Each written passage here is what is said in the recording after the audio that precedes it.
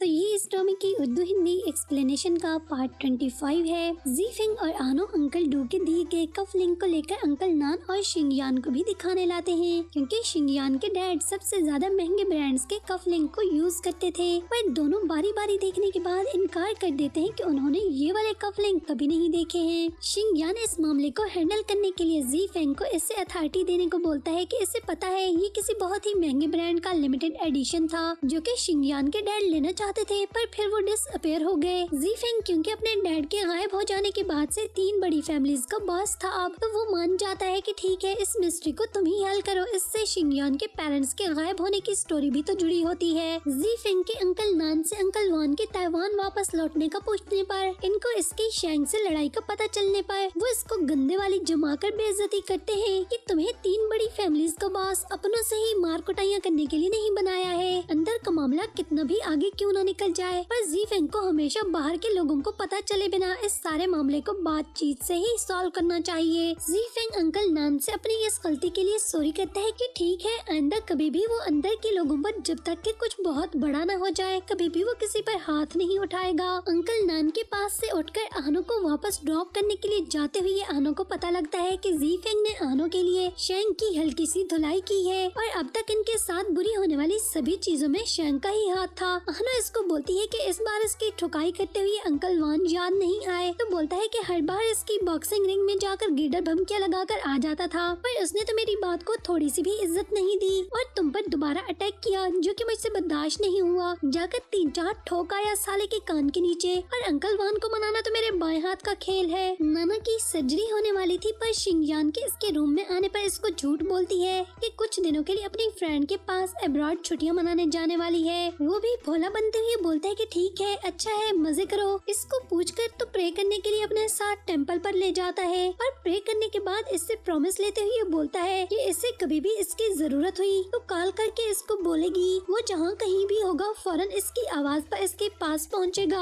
असल में उसका इशारा तो उसके हॉस्पिटल में तकलीफ में होने पर था कि अगर उसे जरा सी भी तकलीफ हुई और उसे शिंगयान की याद आई तो वो उसे कॉल करके अपने पास बुला सकती है। आनो अम्यूजमेंट पार्क में होने वाली एनुअल सेलिब्रेशन के लिए कुछ प्लान ज़ीफेंग के पास लेकर आती है, जिस पर वो आनो से पूछता है कि उसे इनमें से सबसे ज्यादा आइडिया कौन सा अच्छा लगा है। और फिर आनो के बोलने पर कि उसे तो फायरवर्क्स वाला आइडिया काफी अच्छा लग रहा है, तो वो भी इसे ही सिलेक्ट करता है, इवन कि इसका बजट काफी हाई था। पर चूंकि आनो को फायरवर्क्स बहुत पसंद थे, इसलिए ज़ीफेंग इससे पीछे कैसे हट सकता था। और फिर इसे एमी को फायरवर्क्स के सभी सप्लायर्स के एड्रेस ढूंढने को बोलता है कि वो खुद सबके पास जाकर सबसे बेस्ट वाले फायरवर्क्स को सिलेक्ट करेगा और इस प्लान की लुक आफ्टर वो खुद करने वाला था। और जब से ज़ीफेंग को मालूम पड़ा कि आनो को फायरवर्क्स बेहद पसंद है, तो इसके साथ अपनी एक स्पेशल मेमोरी बनाने के लिए इसको एक जगह पर लेकर जाता है और आंखें क्लोज करने को बोलता है। आनो अपने आसपास देखने लगती है कि कहीं कोई इनको किस करते न देख ले, पर वो बोलता है कि मैं ऐसा कुछ नहीं करने वाला हूँ। और फिर इसकी आईज क्लोज करवाने के बाद इसको इसके लिए बनाया गया स्पेशल फायरवर्क्स शो दिखाता है, जो कि इसे बहुत पसंद आ रहा था। और इसके थैंक्स बोलने पर इसको पीछे लगे फायरवर्क्स शॉवर की तरफ इशारा करता है कि अभी कहाँ, और इसके अंदर जाकर बोलता है कि मैं तुम्हारे साथ ऐसी और ढेर सारी हैप्पी मेमोरीज बनाना चाहता हूँ। और इसके पास जाते हुए बोलता है कि तुम मेरी लाइफ का सबसे ब्यूटीफुल फायरवर्क हो कि जिसने मेरी लाइफ को 4 चांद लगा दिए हैं। और इसके पास जाकर बोलता है कि मैं तुम्हें कभी भी नहीं भूलूंगा,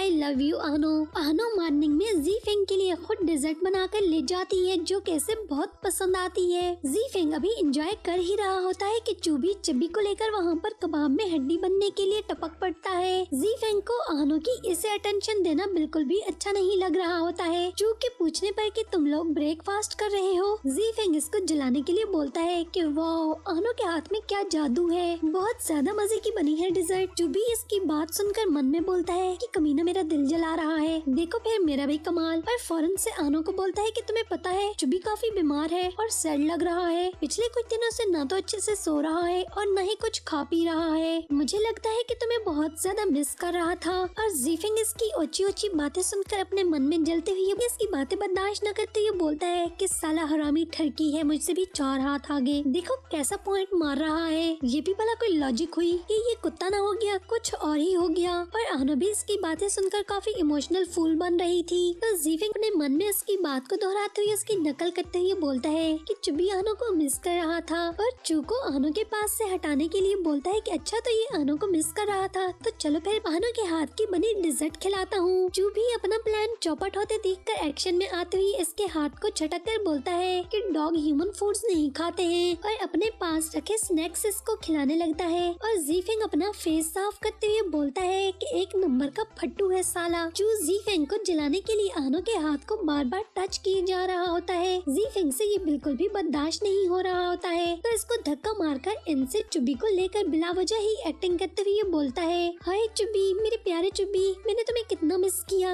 तुम्हें पता है। पर चुब्बी भी आखिर किसका कुत्ता था, इसके पूरे का पूरा प्लान ही पपेट कर देता है। उसने जीफेंग के ड्रेस को गीला कर दिया था जिसे देखकर चू लाइन मारते हुए बोलता है कि लगता है इसको जीफेंग बिल्कुल भी अच्छा नहीं लगा, वरना तो मैंने इसकी बहुत अच्छे से ट्रेनिंग की हुई है, ये ऐसा किसी के साथ भी नहीं करता है। और जीफेंग भी इसकी बात सुनकर पहले तो मुंह बनाता है कि आखिर कुत्ता किसका है, जाहिर है वही हरकतें करेगा ना। फिर तभी आनो को अपनी ड्रेस साफ करते देखकर फौरन से चू को आंखों से इशारा करने लगता है कि अब बताओ बच्चू, तेरे कुत्ते की छिछोरी हरकतों ने मेरा तो काम कर दिया है। आई एम एंजॉयिंग, तुम जलो जलो और जलो, मुझे तो कुछ फर्क नहीं पड़ता है। अंकल नान शेंग को भी अपने पास बुलाकर इसे भी जीफेंग की तरह आपस में लड़ने झगड़ने पर डांटते हैं कि तुम लोगों को अपनी ताकत बाहर के लोगों को दिखानी चाहिए, न कि आपस में लड़ते मरते फिरो। शेंग भी पहले तो काफी आए बाएं शाएं करते रहने के बाद इनको ऊपर ऊपर से सॉरी कर लेता है। अंकल नान फिर इसको जीफेंग का दिया हुआ कफलिंग दिखाकर पूछते हैं कि तुम्हें इसके बारे में कुछ पता है। इसे तो देखकर उसके ऊपर की सांस ऊपर और नीचे के नीचे ही रह जाती है, जैसे उसे तो कोई सांप सूंघ गया था कि अच्छा तो ये कफलिंग अंकल डू के पास था। और काफी सोचने के बाद अंकल नान को कह देता है कि तौबा तौबा अंकल, मैं तो खुद इसको पहली बार देख रहा हूँ, मुझे तो इसके बारे में बिल्कुल भी आइडिया नहीं है। और मन में बोलता है कि मुझसे ज्यादा इसको और कौन अच्छे से जानता होगा भला। और अंकल नान भी फ्लो में इसको बोल जाते हैं कि शिंगयान बहुत जल्द इसको खरीदने वाले बंदे को ढूंढने वाला है। तो शेंग इसको सुनकर फौरन से किसी और काम के याद आने का बहाना करते हुए वहाँ से फौरन से निकलने वाली करने लगता है और जाते हुए कफलिंग को खिसका कर अपनी पॉकेट में डालकर वहाँ से रफू चक्कर होने ही लगता है। और अंकल नान के भी तब तक सिग्नल वापस आ जाते हैं और इसको बोलते हैं कि भाई इसको कहाँ लेकर जा रहे हो, इसे तो यहीं पर छोड़ते जाओ। जीफेंग आनो को अपने एक दूसरे अम्यूजमेंट पार्क बनाने वाली जगह दिखाने ले जाता है जहाँ आनो की पसंद के हॉट स्प्रिंग्स बनाने का इरादा रखता था।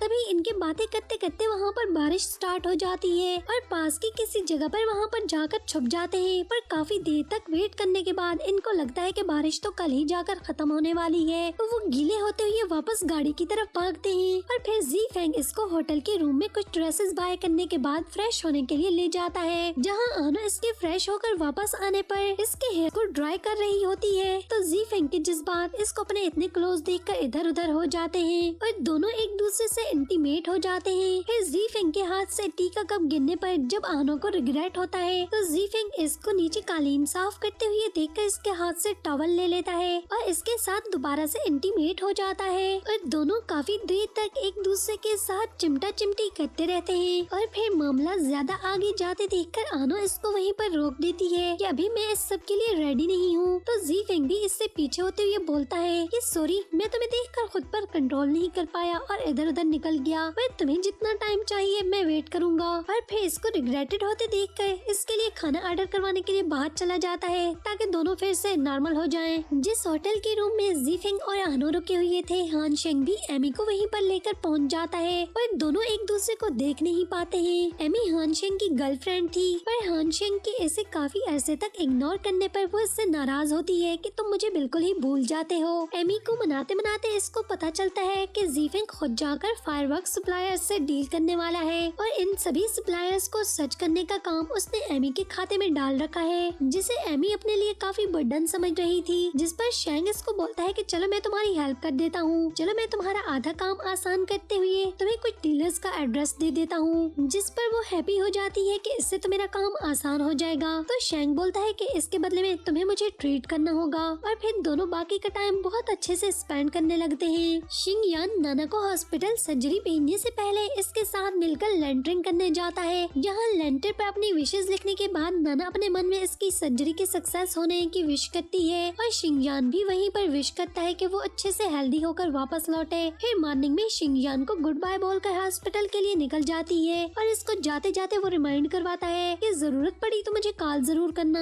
मैं तुम्हारे पास ही हूँगा अगले पल। एमी शेंग की दी गई फायरवर्क्स सप्लायर्स की सारी इन्फॉर्मेशन जाकर जीफेंग को दे देती है और जीफेंग अपने पास खड़ी आनो को अंकल नान के पास नाना की सर्जरी के दौरान इनकी हेल्प करने के लिए हॉस्पिटल में भेज देता है और ऐसे बोलता है कि वो फायरवर्क्स सप्लायर से डील करके वापस इनके पास आ जाएगा। शिंगयान और आनो अंकल नान के साथ हॉस्पिटल में सर्जरी रूम के बाहर नाना की सर्जरी का वेट कर रहे थे। जीफेंग को फायरवर्क्स की फैक्ट्री मीटिंग के लिए जाते हुए रास्ते पर चू मिल जाता है, जो कि स्ट्रे एनिमल्स की खोज में माउंटेन की तरफ निकला हुआ था और इसकी कार खराब हो गई थी और अम्यूजमेंट पार्क से मंगवाई गई कार भी इसको 3 घंटे बाद मिलने वाली थी। जिसको सुनकर जीफेंग इसको बोलता है कि चलो मैं तुम्हें घर ड्रॉप कर दूंगा अपनी मीटिंग फिनिश करने के बाद। और फिर जीफेंग जब मीटिंग के लिए चू को अपना वेट करने का बोलकर अंदर जाता है तो ऑफिस में बैठी एम्प्लॉय इसको कुछ सैंपल्स की डिटेल चेक करने का बोलकर पानी का गिलास लेने जाती है, जहाँ पर शेंग पहले से ही खड़ा था और इसको अपना गिलास पकड़ाकर इसे जीफेंग को पिलाने को बोलता है। और इस पानी को पीने के बाद जीफेंग की हालत खराब होने लगती है और अपनी हालत खराब होते देखकर जीफेंग बाहर जाने की कोशिश करते हुए लास्ट पर नीचे गिरकर बेहोश हो जाता है और फिर शेंग के आदमी इसको उठाकर फैक्ट्री के बेसमेंट में इसके सामने फेंक देते हैं, जहाँ पर शेंग पहले से खड़ा था और इसके पास जाकर इसको बोलता है कि मुझे लगा